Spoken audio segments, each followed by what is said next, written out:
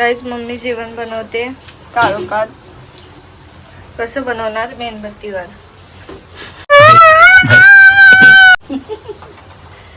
आणि बाहेर एवढा पाऊस लागतोय ना की सांगू पण नाही शकत. एवढा पाऊस लागतो खूप जास्त.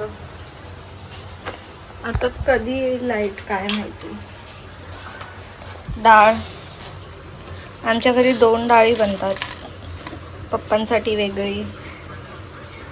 गवार प्यार तेरे नाल हो गया. आता मी टाइमपास करत बसते. टीव्ही पण नाही बघायला. चहावर पाणी पिली पियली सुधारणा करायची स्वतः. बाई मम्मी,